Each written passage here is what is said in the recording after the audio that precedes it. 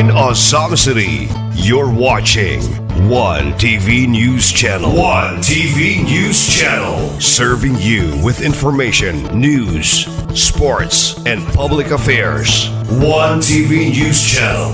One TV News Channel. Serving you with love. Ang telebisyong pangmasa. One TV News Channel. One TV News Channel.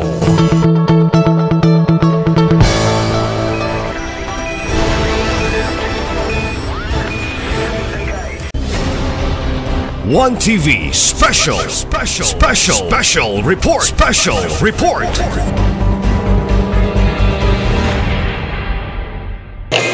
Honorable Puente Cypres. Present. Honorable Lim. Honorable Ko. Honorable Romero de Sican. Honorable Suizo Jr. Honorable Lau. Present. Honorable Sakin Jr. Honorable Tapayan. Honorable Salvador. Honorable Waminal Jr. Honorable Duhay Lungsod.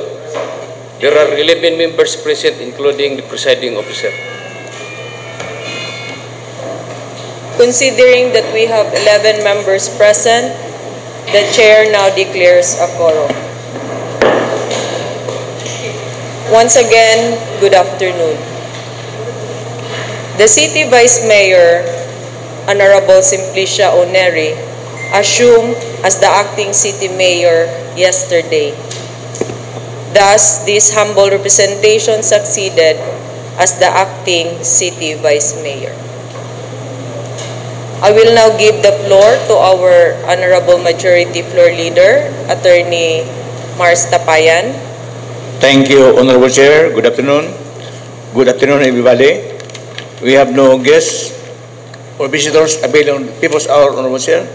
We proceed to item number 5, approval of the agenda for the day. There are about 7 written propositions, Honorable Chair, to our order of business. And may I start with the first, a request for us to insert a resolution approving the conduct of the Palakasan 2024 parade, the Osami City National High School, on 25 September 2024 from 1:30 p.m. until 3:30 p.m. along Laurel Street, Pingo Street, and Bernard Street. The second written request for initiation of the is for us to enact a resolution approving the monthly family development sessions in every barangay of Osami City by the Department of Social Welfare and Development, DSWD, Pantawid, Pamilyang Pilipino Programs, Purpose, starting September to December 2024. The third written request is a resolution approving the conduct of National Anti-Poverty Commission's meeting and site visit from 25 September 2024 until 27 September 2024 and commemoration event from 16 October 2024 until 18 October 2024 in Osami City. The fourth written request for initiation of is for us to pass a resolution approving the conduct of the 2024 Consumer Welfare Month press conference by the Department of Trade, Commerce, Trade Industry, Misamis Occidental Provincial Office in Osami City on 2 October 2024. The fifth written request, Honorable Chair, is for us to enact a resolution authorizing the local chief executive to enter into a contract for the improvement of Osami City Evacuation Center located at Barangay Kinuman Norte, Osami City, and to perform all acts for the implementation of the project funded from the buildings, construction, repair, improvement of emergency operations center, health centers, or evacuation centers program, the 5% local disaster risk reduction and management fund of 2024.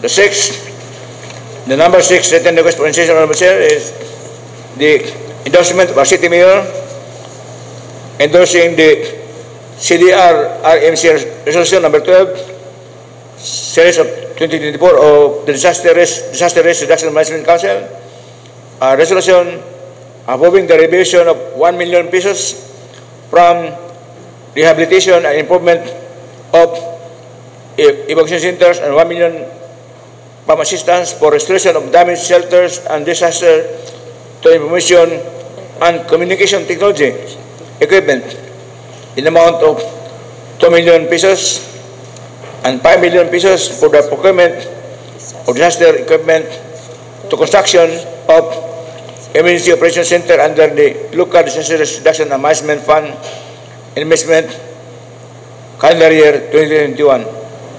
The seventh patent request is for us to pass or enact a resolution approving the PPAs for programs, projects, and activities for our supplemental budget number 4, General Fund, in a total amount of 27,722,323 pesos and 36 centavos. And by the approval of the supplemental investment program or same SB4 General Fund, Honorable Chair. And also the request that tomorrow we'll have special session for the enactment of appropriation ordinance for our supplemental budget number 4 General Fund in the same amount of 27,720,323 and 6 centavos, Honorable Chair. So there are 7 items for insertions in order of business, Honorable Chair. I will move to approve the agenda of the day with 7 proposed insertions, Honorable Chair, on joint motion. There's a manifestation from Honorable Majority Floor Leader to insert 7 items in our order of business. Request for approval that this will be inserted in our order of business. So, is there any comments or reaction? Hearing none on joint motion, motion approved. Thank you, Honorable Chair. There are no minutes attached to our order of business. We proceed to item number 7, letter C. Number 1, 2024 supplemental budget number 1 of Barangay Bongbong in the amount of 352,189 pesos duly endorsed by the City Budget Officer for our approval, Honorable Chair, and I yield to the Co-Chairman of the Committee on Barangay Affairs, Honorable Archie Romero, to endorse and recommend action on this item, Honorable Chair. Honorable Archie Romero, you are hereby recognized by the Chair. Thank you, Madam Chair. Thank you, Majority Floor Leader. Madam Chair, I move to pass this request. This 2024 supplemental budget of number 1 of Barangay Bongbong in the amount of 352,189 pesos. And this was duly endorsed by our City Budget Officer, Madam Chair. Passing this for first reading. With reservation. There is a motion from Honorable Marcelo Romero to pass this 2024 supplemental budget number 1 of Barangay Bongbong in the amount of 352,189 for first reading with reservation. Motion approved. Thank you, Madam Chair. Since this item was scrutinized and endorsed by our City Budget Officer, Madam Chair, I move to pass this for second and final reading, waiving the internal rules. So it has been moved for second and final reading, waiving the internal rules. This supplemental budget number 1, 2024 supplemental budget number 1 of Barangay Bongbong in the amount of 352,189. So is there any comments? Hearing none, motion approved on second and final reading, waiving the rules. Thank you, Honorable Chair.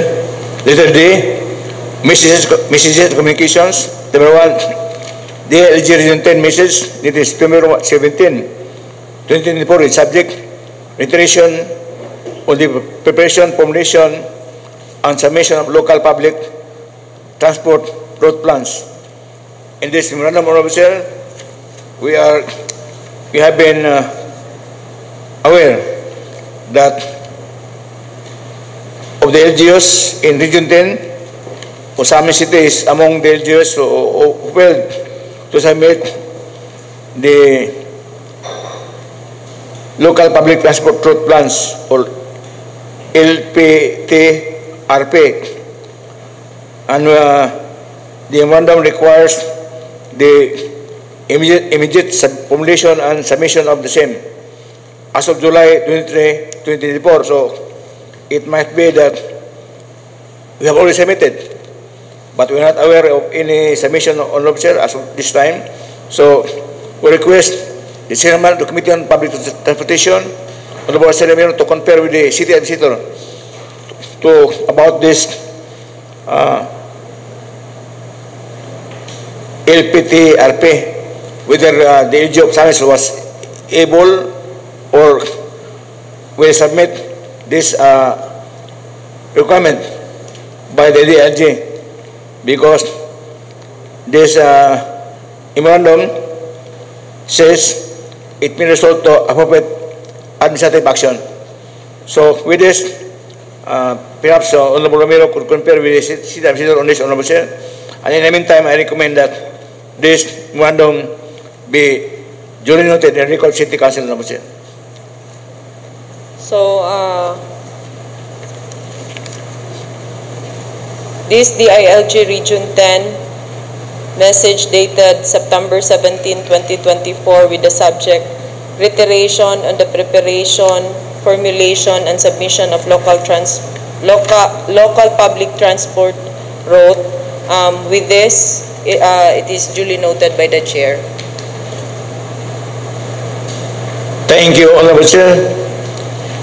Number 2, Trust Fund Trial Balance, Statement of Cash Flows, the Statement of Financial Position as of July 31, submitted by our City Accountant, and these statements may readily be available upon demand at the Office of our Secretary of Sangguniang, Honorable Chair.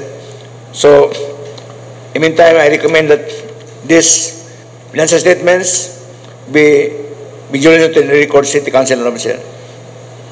Trust Fund Trial Balance, Statement of Cash Flow, Detailed Statement of Financial Position as of July 31, 2024, duly submitted by our City Accountant.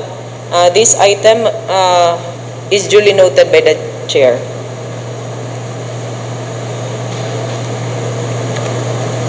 Thank you, Honorable Chair. Number 8. There are no committee reports submitted on my table, Honorable Chair.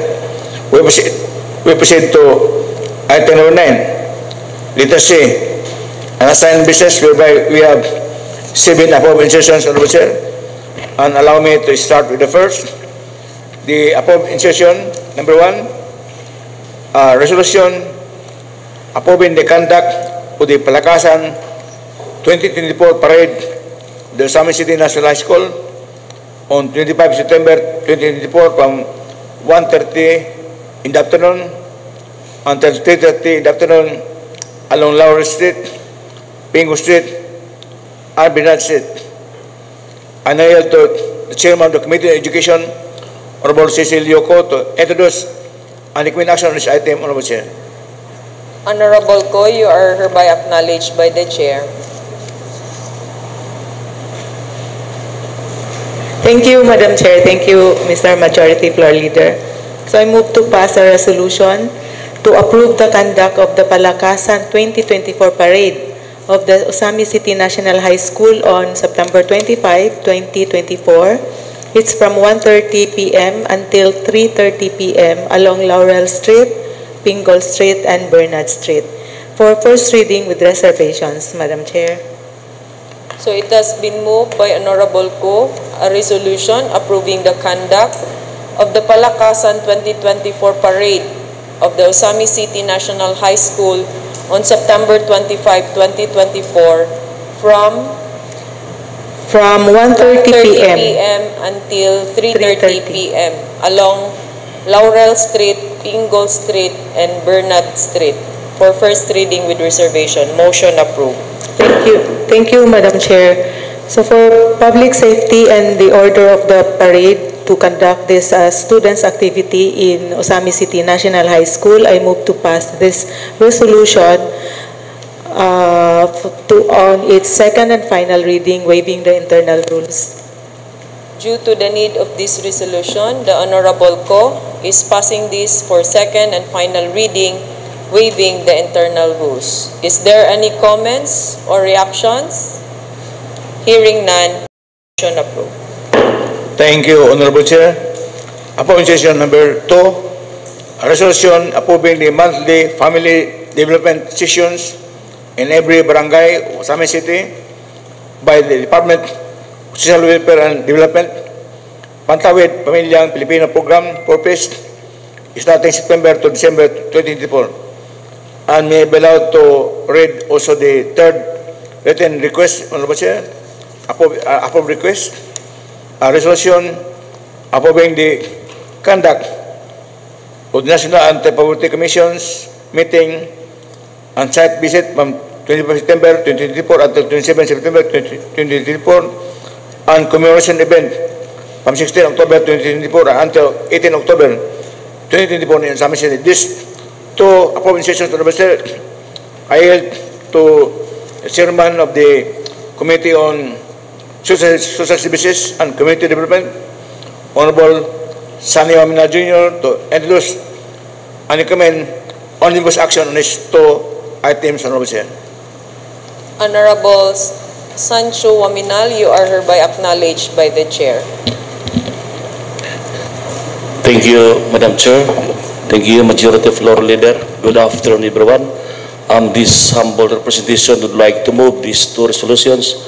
Number 1, a resolution approving the monthly family development sessions in every barangay of Osami City by the Department of Social Welfare and Development, DSWD, Pantawid Pamilyang Filipino Program, known as PORPIS, starting September to December 2024, and a resolution approving the conduct of the National Anti-Poverty Commission's meeting and site visit from 25 September 2024 until 27 September 2024, in commemoration event from 16 October 2024 until 18 October 2024 in Osami City.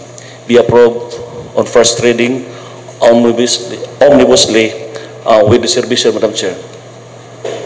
It has been moved by Honorable Waminal, omnibussly these two resolutions.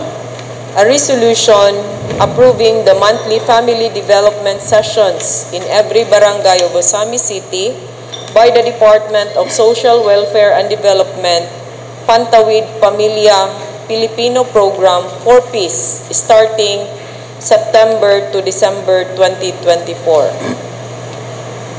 The second is a resolution approving the conduct of the National Anti-Poverty Commission's meeting and site visit from September 25, 2024 until September 27, 2024, and commemoration event from October 16, 2024 until October 18, 2024 in Osami City.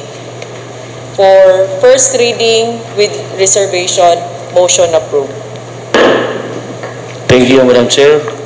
Considering the urgency and in the spirit of public service, I so move for the approval of the same on second and final reading, waiving the internal rules of this Sanggunian on joint motion. So these two resolutions, it has been moved by Honorable Waminal for omnibussly for second and final reading, waiving the internal rules. Is there any comments or reactions? Hearing none, motion approved. Thank you, Honorable Chair. Approving session number 4, a resolution approving the conduct of the 2024 Consumer Welfare Month. Press conference by Department of Trade and Industry, Misamis Occidental Provincial Office in Osamis City on 2 October 2024. I now yield to Chairman of the Committee on Trade, Commerce and Industry, Honorable Catherine Katatlim, to introduce and recommend action on this item, Honorable Chair. Honorable Lim, you are hereby acknowledged by the Chair. Thank you, Madam Chair. I would like to pass a resolution approving the conduct of the 2024 Consumer Welfare Month press conference by the Department of Trade and Industry, Misamis Occidental Provincial Office in Osamis City on 2nd of October 2024 for first reading with reservation. So there's a motion from Honorable Lim to pass a resolution approving the conduct of the 2024 Consumer Welfare Month press conference by the Department of Trade and Industry, Misamis Occidental Provincial Office in Osamis City on October 2, 2024. For first reading with reservation, motion approved. Thank you, Madam Chair. I would like to pass this for second and final reading due to its public interest, waiving the internal rules. Moving this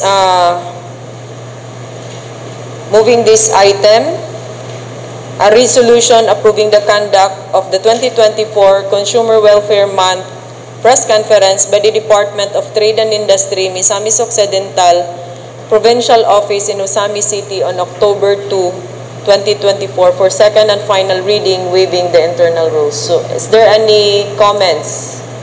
Reaction? Hearing none, motion approved. Thank you, Honorable Chair. Upon session number 5, resolution authorizing the local chief executive to enter into a contract for the improvement of Osamis City Evacuation Center located at Barangay Kinuman Norte, Osamis City, and to perform all acts for the implementation of the project funded from buildings, construction, repair, improvement of emergency operation center, health centers, or evacuation centers program of the 5% local disaster risk reduction and management fund of 2024. And Honorable Chair, on this motion, I move to approve this resolution on the first reading with reservations, Honorable Chair.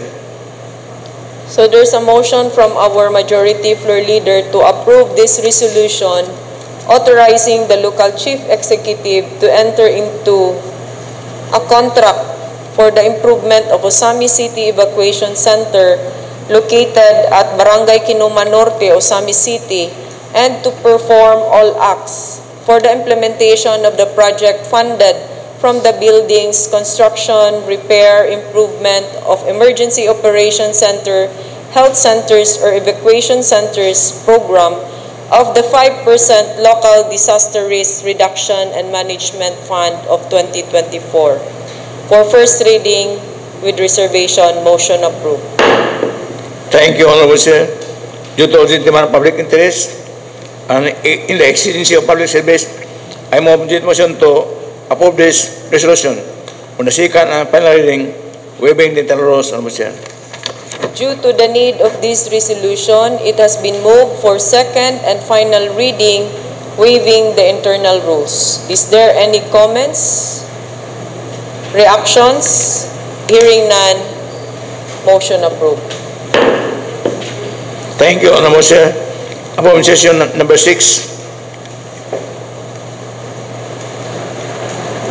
endorsed by City Mayor, the CDRRMC resolution number 12, says 2024, resolution approving the revision of 1 million pesos from rehabilitation and improvement of evacuation centers and 1 million pesos from assistance for restoration and damaged shelters, disaster prevention and commission technology, equipment, 2 million and 5 million pesos for the procurement of disaster equipment to construction of emergency operation center under the local disaster risk reduction and management fund.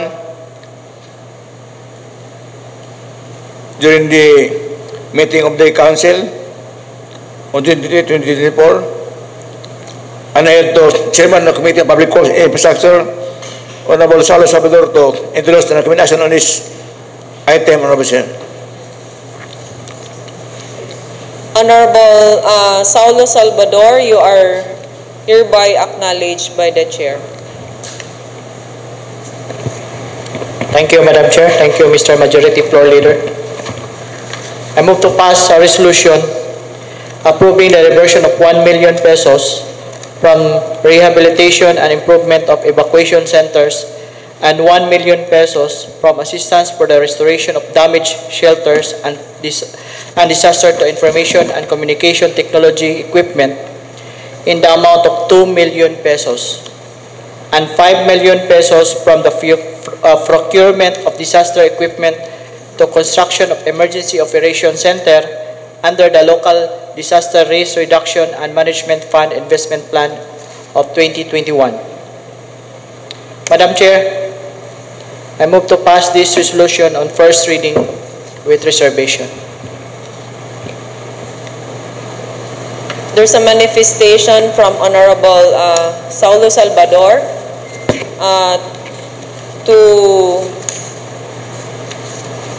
approve this reversion of 1 million pesos from rehabilitation and improvement of evacuation centers and 1 million pesos from assistance for restoration of damaged shelters and disaster to information and communication technology equipment in the amount of 2 million pesos. And the 5 million pesos is from the procurement of disaster equipment to construction of emergency operation center under the local disaster risk reduction and management fund investment plan calendar year 2024. It has been moved for first reading with reservation by Honorable Saulo Salvador. Motion approved. Thank you, Madam Chair. Due to its urgency and for the interest of the public service, Madam Chair, I move to pass this resolution on the second and final reading, waiving the internal rules. On joint motion. Thank you, Madam Chair. So there's a motion for second and final reading, waiving the internal rules.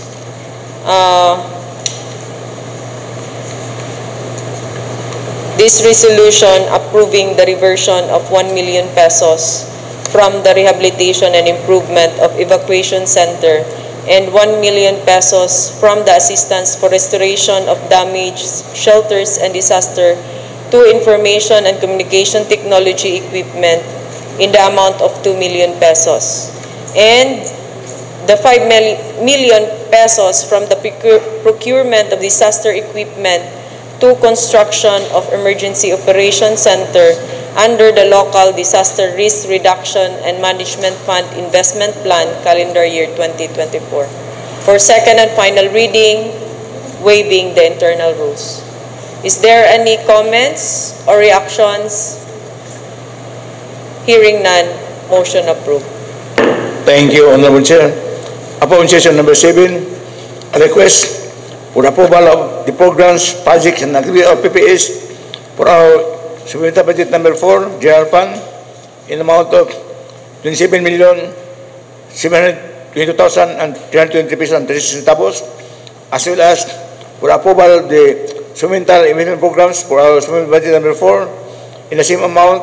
Honorable Chair, I move to omnibussly to approve the PPS as well as the SIP for SB number 4 in a total amount of 27,720,323 and 36 centavos for approval in the first reading with reservations. Honorable Chair.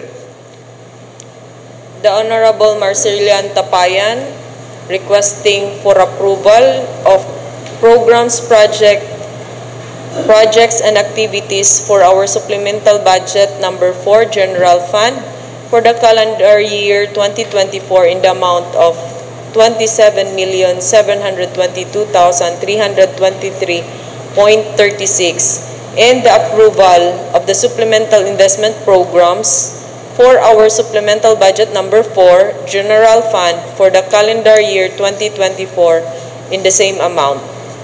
For first reading with reservation, motion approved. Thank you, Honorable Chair. Due to urgent demand of public interest and to espouse sound fiscal management, I move this motion for approval of our PPS as our SIPs for our HB number 4 General Fund for calendar year 2024 for approval on the second and final reading within the internal rules, Honorable Chair.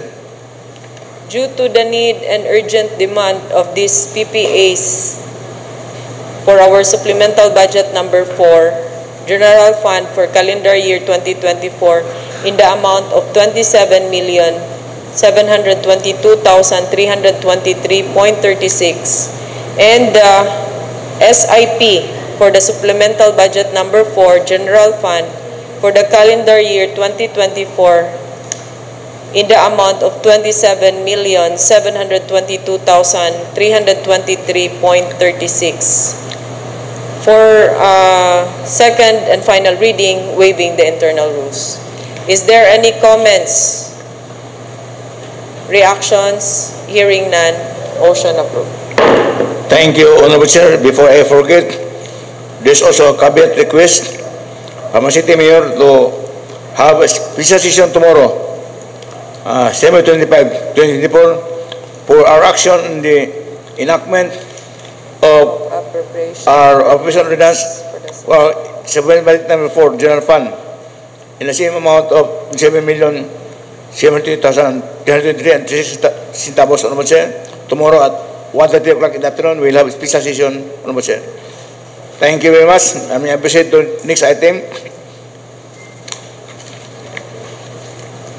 There are no pending items on my table. Under item number 10, business for third reading. So, at this juncture, may we have the privilege and pleasure to hear on PCL matters from Honorable Dinky Suiso, Honorable Chair. For PCL matters, Honorable Dinky Suiso, you are hereby acknowledged by the Chair. Thank you very much, Madam Chair and Majority Floor Leader. For PCL matters, Madam Chair, while waiting for the final schedule of our PCL Congress, we received a communication that we will going to have our PCL year-end seminar this coming December 5 to 7 at World Trade Center, Pasay. The registration, Madam Chair, is 19,000 on twin basis. And also, we will be again roaming around for the sizes of our shirts for our kids and also for those who want to attend so that we could have it registered on or before November 29, 2024, Madam Chair. Thank you very much. So where's the venue for the World Trade Center, Pasay, Madam Chair. Thank you, Honorable Suiso, for your PCL report. Thank you, Honorable Chair. At this point of time, we also have the pleasure and privilege to hear SK matters from Honorable John Pell, then Duhay Longsod, Honorable Chair. Honorable Duhay Longsod, you are acknowledged by the Chair. Thank you, Honorable Presiding Officer and Majority Floor Leader. For SK matters, in line with my report last session regarding our monthly meeting of the Sangguniang Kabataan Federation of Misamis Occidental, we discussed during our meeting sa Miss Oc Federation last September 21 in sa Pangdalaga, Misamis Occidental, about the upcoming Youth Congress on October 19 to 20, 2024 at the Capitol or Arcata, Misamis Occidental. The participants of this, Madam Chair, is the 51 SK chairpersons, one youth organization coming from their respective barangays, if naa, and ages 15 to 30 years old, no, for the Youth Congress. And also, we have a upcoming Local Youth Development Officer, the PYDC and SK Federated President Training on October 25 to 26. The location is to be announced. Thank you, Honorable Presiding Officer. Thank you, Honorable Duhay Lungsod, for your vital information.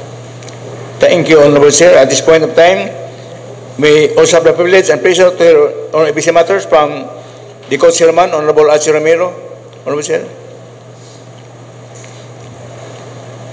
Honorable Romero, you are hereby acknowledged by the Chair. Thank you, Madam Chair. None for now, Madam Chair. Thank you, Honorable Chair. We now have the pleasure and privilege to hear on matters concerning the indigenous people from Honorable Dingusisa, Honorable Chair.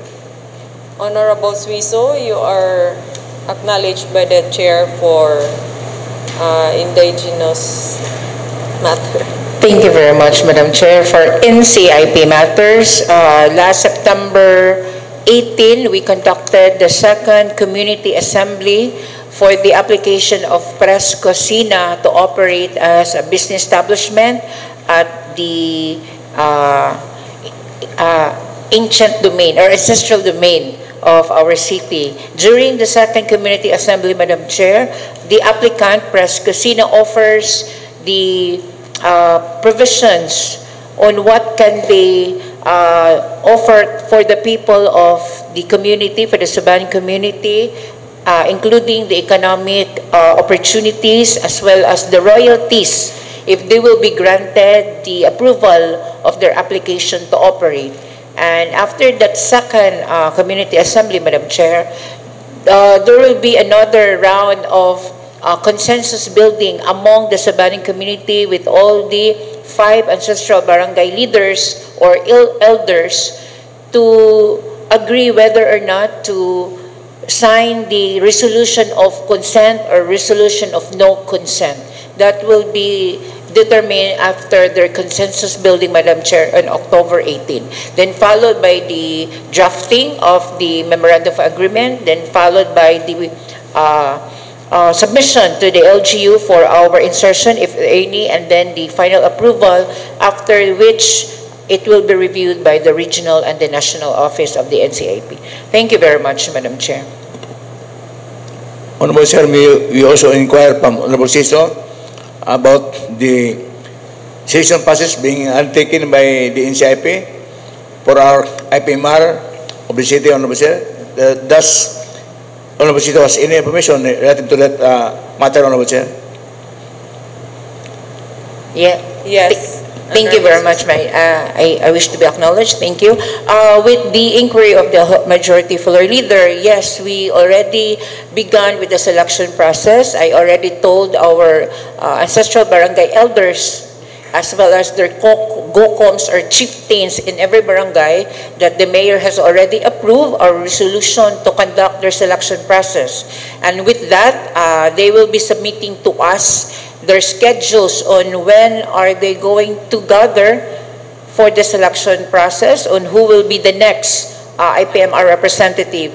And also, I also informed the NCIP regarding the approval of the resolution that they can have now the selection process, and I think the NCIP will now be making the guidelines on how to come up with the list of candidates. And there is a guidelines for that, Madam Chair. I will be furnishing everybody a copy on how to choose their next leader, and with that, probably the next section, Madam Chair. Thank you very much. Thank you, Honorable Suiso, for that very important information.